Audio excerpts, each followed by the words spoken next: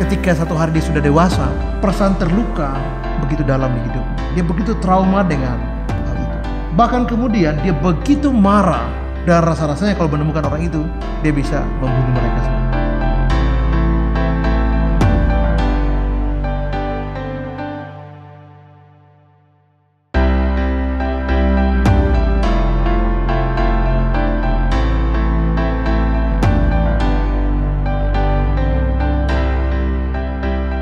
Saya bersyukur karena kasih Tuhan selalu indah buat hidup kita, dan untuk itu kita bersyukur.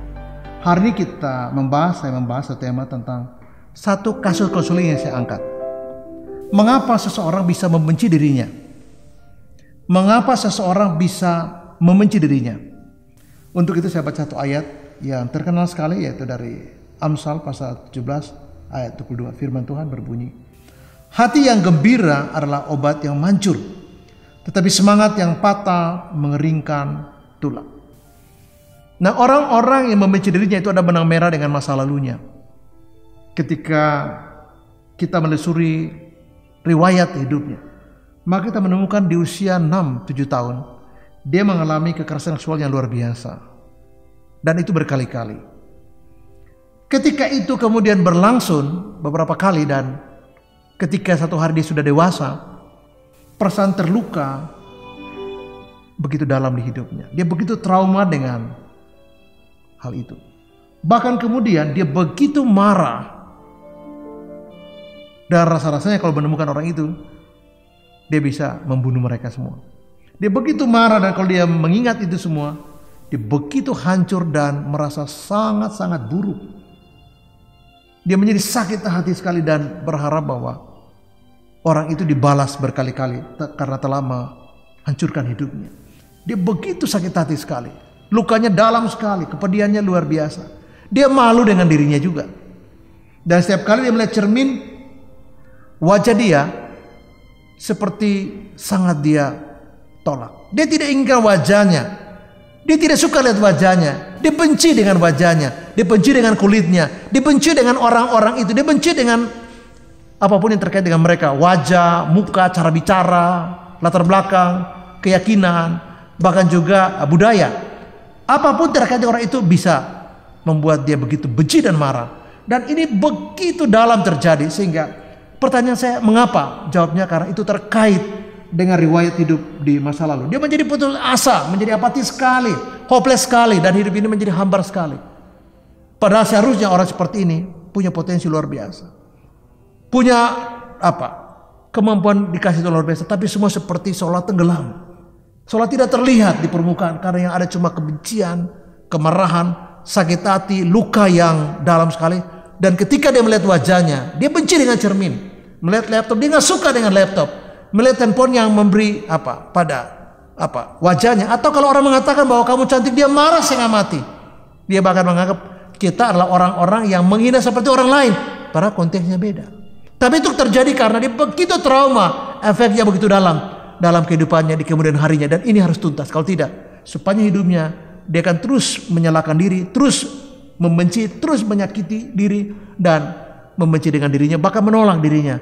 Dia tidak inginkan dirinya. Mengapa? Berkali-kali dia ingin membunuh diri, dan Tuhan memberkati dia sehingga dia tidak melakukan itu. Kenapa? Karena belas kasihan Tuhan buat hidupnya. Yang penting dari orang-orang yang seperti ini adalah dia harus betul-betul menemukan dirinya dalam Yesus. Dia harus tahu bahwa terlepas dari apa yang dilakukan manusia pada hidupnya, terlepas dari banyak sekali kejadian yang traumatik dalam hidupnya di masa yang lalu, dia harus tahu satu hal, bahwa Yesus telah memberikan hidupnya untuk kebaikannya. Jadi ketika orang lain atau dunia ini menjadi tidak lagi menarik buat dia, ada satu yang cukup buat dia pertimbangkan, yaitu Yesus telah memberikan hidupnya, seluruh hidupnya. Kehidupan Yesus diberikan untuk memaknai dirimu. Jadi engkau tidak seburuk yang dibangun dalam pemahamanmu. Tidak seperti konsep diri.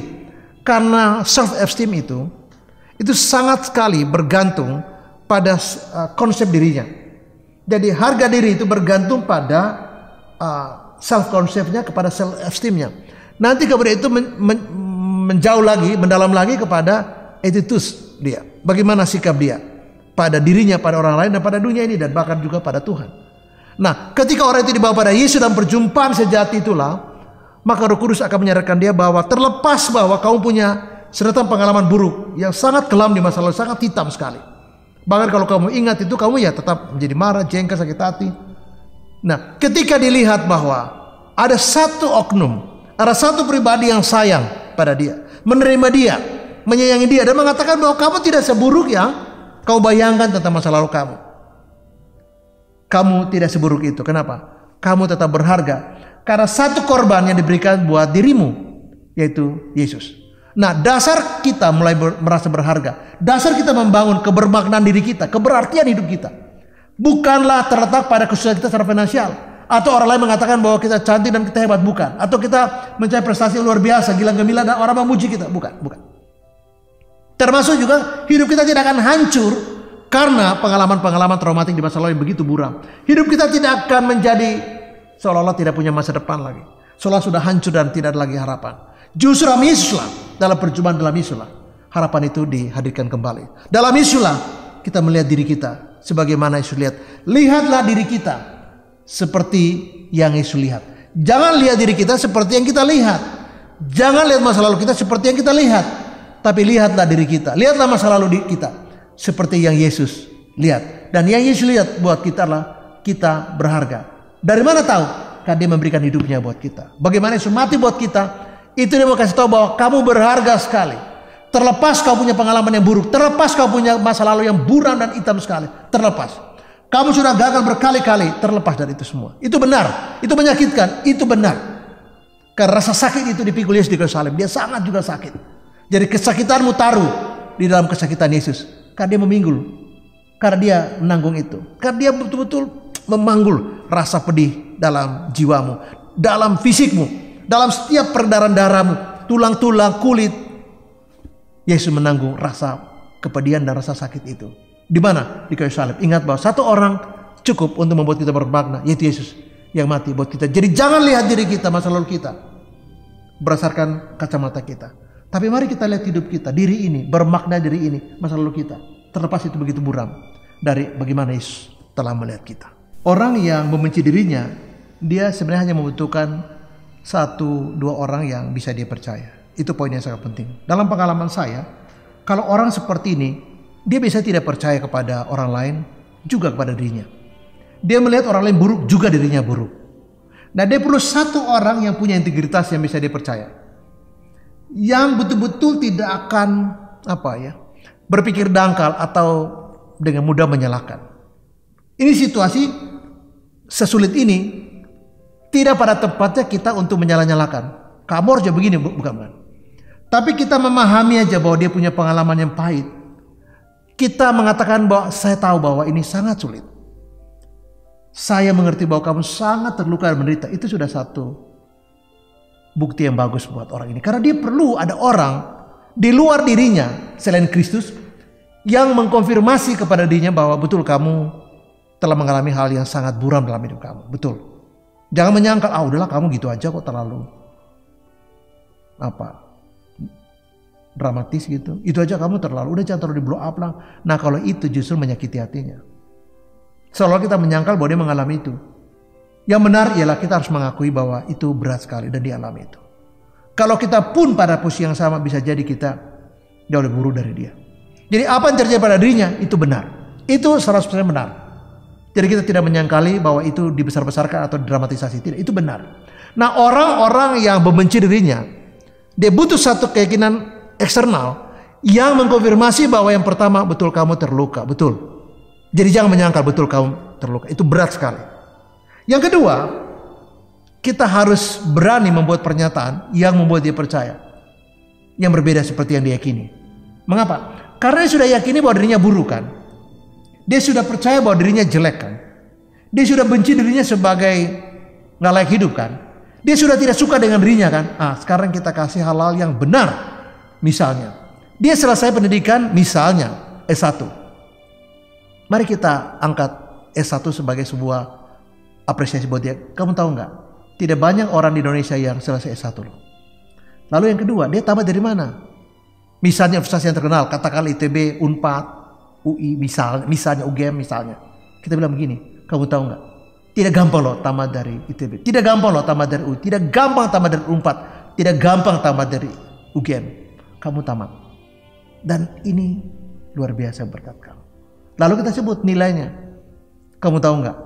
Orang lain hanya mungkin 1, 2 skill. Dia belajar mungkin bahasa Inggris atau bahasa Inggris. Tapi kamu bukan cuma bahasa Inggris. Kamu kuasai bahasa Perancis, bahasa Jerman. Kamu kan hanya belajar bahasa Jerman. Kamu kuasai bahasa Jepang. Kau bisa kuasai bahasa Belanda.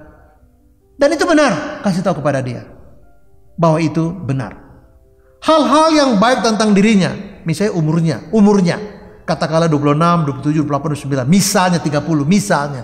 Kita kasih tahu bahwa kau masih muda. Perjalanan kau masih panjang. Kalau dia menarik, kasih tahu kamu menarik sekali. Dan saya tidak sedang memuji kamu. Saya tidak sedang mengada-ada apalagi mengarang-arang bahwa itu menghibur kamu. Saya bicara fakta. Saya bicara kenyataan. Dan saya mau kasih tahu bahwa kamu itu pintar. Kamu beruntung sekali. Ya, diberi Tuhan otak yang cemerlang. Kamu diberi kesempatan untuk kuliah universitas yang begitu bagus. Kamu dapat kesempatan untuk punya otak yang cerdas, punya nilai yang begitu tinggi. Kamu menguasai beberapa skill, beberapa bahasa, di mana orang lain tidak. Kau bisa dekat dengan anak-anak, kamu juga bisa dekat dengan orang dewasa. Kau bisa dekat dengan siapa saja. Jadi people skill kamu bagus. Dan kita kasih tahu yang lain, yang ada pada dirinya. Sehingga itu mengkonfirmasi kepada dia untuk mengatakan bahwa bukan yang kamu bayangkan yang sebelumnya karena pengalaman traumatik. Itulah dirimu, tidak dirimu yang sekarang saya ngomong. Sehingga ada sebuah opsi lain yang dilihat bahwa itu benar. Mengapa itu benar? Karena orang yang berbicara itu, yang memberi konfirmasi peneguhan itu adalah orang yang betul-betul bisa dipercaya, punya integritas. Dan untuk itu dia hanya perlu beberapa orang. 1, 2 cukup. Cukup, tidak usah sampai 10 apalagi 1000. 1, 2 orang saja. Asal orang itu benar, punya integritas, orang ini akan percaya bahwa orang itu ngomong betul. Mengapa? Karena itu bukan saya yang ngomong tentang diri saya. Tapi orang lain yang melihat saya dan kasih tahu bahwa itulah saya. Dan itu benar. Dan ini yang saya kira diperlukan. Jadi orang seperti ini perlu 1, 2 orang saja, tidak usah banyak. Untuk memberitahu bahwa dia punya hal yang baik, yang indah dalam hidupnya. Dan untuk itu dia harus bersyukur. Hal yang terakhir saya menutup renungan saya dengan mengatakan begini.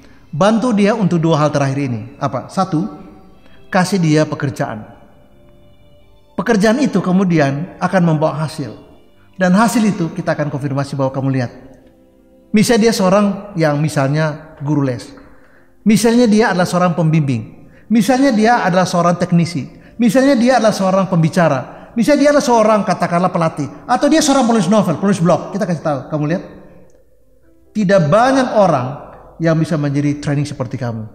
Tidak banyak orang yang bisa berdiri depan kelas dan mengajar orang-orang senior seperti kamu. Tidak banyak orang yang bisa menjadi trainer seperti kamu yang mentraining begitu banyak orang. Tidak banyak orang yang bisa bimbing anak-anak kecil seperti kamu. Saya tidak bisa bimbing anak kecil. Saya bisa dekat anak kecil, tapi membimbing agak susah. Tapi kamu punya kemampuan itu loh. Anak-anak kecil dekat sama kamu loh. Itu udah potensi. Kalau kamu bimbing anak-anak pasti sukses. Orang tua percaya kepada kamu untuk bimbing anaknya. Artinya kalau kamu mau bukan usaha penitipan anak, kamu orang yang paling dicari. Kenapa? Karena orang tua percaya sama kamu dan anaknya suka sama kamu. Kita kasih tahu itu. Jadi hasil kerja dia, kita kasih tahu. Kita kasih tahu kalau kamu tulis novel, kamu lihat novel kamu udah 2 jadi. Berapa banyak orang bisa tulis novel? Saya itu belum 1 novel saya tulis. Lebih gampang tulis buku dapat tulis novel. Sulit sekali tulis novel itu. Kalau Anda tidak berbakat, tidak bakal mampu tulis 1 novel. Anda sudah tulis 2 novel loh. Kamu hebat. Hebat nggak? Kamu hebat. Dan yang bilang dia hebat bukan dirinya, kita yang bilang. Untuk ingatkan dia bahwa kamu hebat. Yang kedua, relasi dia dengan orang lain. Coba lihat. Kalau Anda adalah wanita atau pria, katakanlah Anda wanita. Berapa banyak orang tertarik pada Anda? Coba hitung aja. 1, 2, si ini, si itu, si Anu. Kamu ingat aja. Pasti banyak kan? Entah sinyal itu kelihatan agak sedikit malu-malu. Atau terbuka langsung. Mengatakan bahwa saya suka sama kamu, I love you. Atau saya ingin menjadi pacar kamu. Atau saya ingin serius dengan kamu. Coba hitung aja. Justru banyak yang antri. Kamu tinggal milih 1 diantaranya. Pilih yang terbaik. Kalau nggak ada gak usah pilih. Pasti banyak yang antri juga. Kenapa? Karena kamu menarik. Dan kita kasih tahu bahwa itu fakta kan. Itu karang atau fakta. Itu fakta atau ilusi. Itu kenyataan atau mimpi. Itu bukan mimpi. Kalau kamu mau coba kamu tes aja. Kau bilang yes saja pasti. Dia senang. Kenapa? Karena dia ingin kamu. Apa dia bodoh? Mungkin 1 salah. 2 salah. Tapi kalau banyak orang nggak mungkin semua salah. Artinya kamu ada sesuatu yang menarik. Mungkin bukan sesuatu. Kamu banyak hal yang menarik. Masa orang tertarik pada hal tidak menarik? Itu tidak mungkin. Kalau kita beli makanan, kita pilih yang terbaik kok, masih panas, enak dan bla bla. Harga itu urusan kedua ketiga. Tapi kalau kita beli, artinya kita tahu ini baik. Kalau orang apalagi beli barang, beli makanan aja harus milih-milih. Pilih teman masih milih-milih, apalagi pilih pacar, pilih teman hidup. Kalau dia justru pilih Anda, atau dia ingin mencintai Anda, atau dia sayang kepada Anda, dia suka dengan Anda, artinya dia bisa sisihkan banyak orang dan kemudian dia terpaut pada Anda. Kita kasih tahu bahwa kamu lihat, secara sosial pun kamu punya kelebihan. Supaya apa? Dia tahu bahwa dia tidak seburam, segelap yang dia bayangkan. Kenapa? Karena ada satu orang, yang pertama adalah Yesus Kristus, sudah mati buat dia. Tapi ada 2-3 teman yang kasih tahu kepada dia bahwa ini loh, lihat, kemampuan kamu, pendidikan kamu, skill kamu, bahasa kamu, karya kamu, pekerjaan kamu, hubungan kamu, kehidupan sosial kamu, artinya kamu itu berharga sekali. Ada banyak sekali yang kamu miliki yang baik, sehingga itu akan melupakan masa lalu yang membuat dia membenci dirinya. Tapi sekarang dia malah bersyukur, iya ya, benar. Kok saya gak tahu selama ini ya? Iya ya, dia aja bilang. Dia aja gak ngerti apa, bilang loh. Ih, kamu hebat ya, kamu cantik ya. Kamu cantik deh, kamu rajin, kamu pintar, kamu menarik. Makanya bla bla bla, kira-kira gitu. Makanya orang suka sama kamu gitu kan maksudnya. Orang tertarik sama kamu kan, orang yang menjadi teman kamu, orang yang jadi pacar kamu kan. Orang percaya anaknya kepada kamu kan, artinya apa? Kamu punya sesuatu yang luar biasa yang baik ya Tuhan kasih, dan bersyukurlah untuk itu. Tuhan memberkati dan shalom.